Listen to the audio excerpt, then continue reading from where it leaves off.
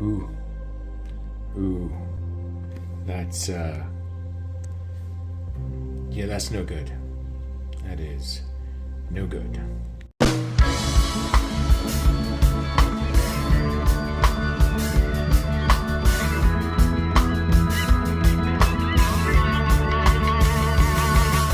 Why would an electric motorcycle enthusiast buy a gas bike? Short answer is because my electric motorcycle is broken. It's probably going to be broken for a long time, and I needed something to get around on. The gas bike is less expensive than the electric motorcycle, and so far it has proven to be more reliable than the electric motorcycle. Even though the electric bike is a 2024, and this one is 10 years older as 2014. So, that's kind of it in a nutshell. So now that I have a gas bike, am I like every other knucklehead on YouTube out there making bike life content? I mean, yeah. I've always been like every other knucklehead out there making bike life content on YouTube for all 37 of my subscribers. But the only difference was the bike in my life just happened to be an electric bike. And now I have a gas bike in my bike life. It's still a bike life. I'm still digging it. Why would a motorcycle enthusiast get rid of all their gas bikes and get an electric bike in the first place? For me, it was a matter of budget, right? Before I had a family, I had a wife, I had a daughter, I had all those things. Before I had all those things, I had a road trip bike, I had a loaner, I had a sport bike, I had a city bike, I had a project bike, and each bike kind of was sort of specialized for its own thing. And then eventually, part of my bike life changed, and what I needed to do was I needed to have one bike that did everything. So then I was limited to just having one bike in my garage. For the longest time, that was my KTM 990 SMT. I got rid of that. I got the 1190 Adventure because the SMT just didn't have the road trip legs that I wanted. So after seeing my wife live with her Zero, I really wanted that. I wanted her experience of owning an electric motorcycle and like the convenience and the reliability and all the things that go along with having an electric bike. The reason why I didn't get an electric bike sooner was because there just was no electric bike on the market that could meet my needs. There were some that could go a little far, but they had really slow charging. There was some that had like fast charging, but they didn't have any luggage capability or anything like that. So it wasn't until the Xperia came out. When the Xperia came out, it could do all the things that I wanted an electric bike to do, and it could also feasibly road trip. And it wasn't until I actually bought the Xperia and the Xperia became my one and only motorcycle that I really came to understand where the compromises were in my life as I was riding a motorcycle, right? So with the gas bike, I didn't realize it, but it was kind of a compromise commuting and doing like short trips and things like that. It got worse gas mileage, having that explosion right between your legs all the time. It was just hot and noisy and unnecessary. And then all the times where I had to like leave for work early to go get gas, or I'm going to come home late because I got to stop and get gas. All of that went away with the electric motorcycle.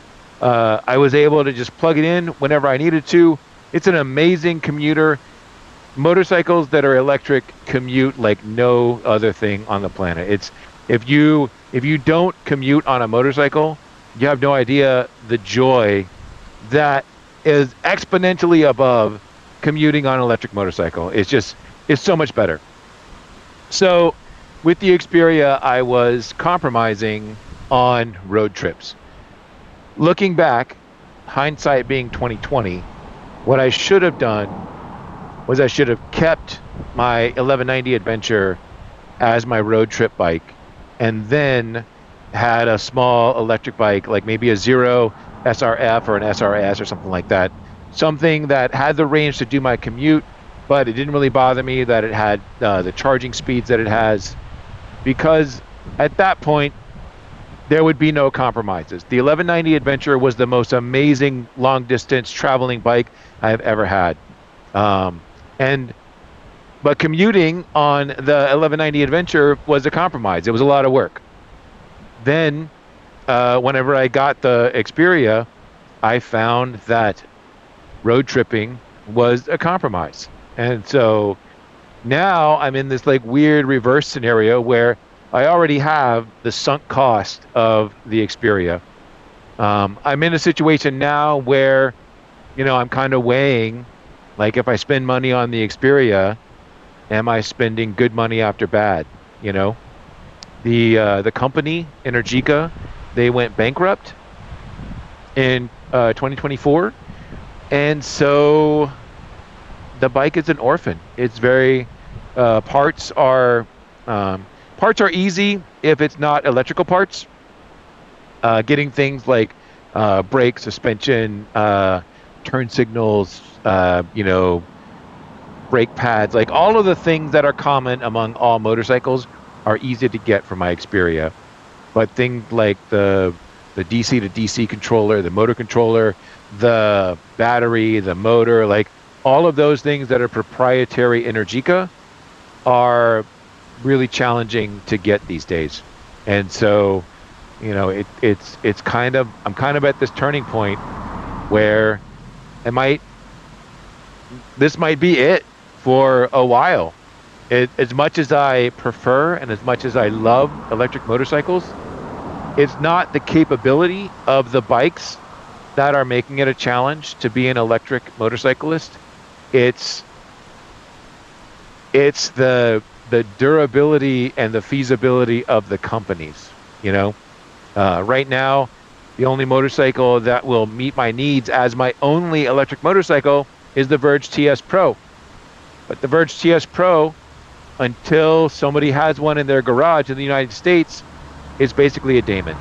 So, so yeah, that's how I'm at this point, where I have an electric motorcycle that, if my Xperia comes back and it's amazing, then I'm still going to keep this thing.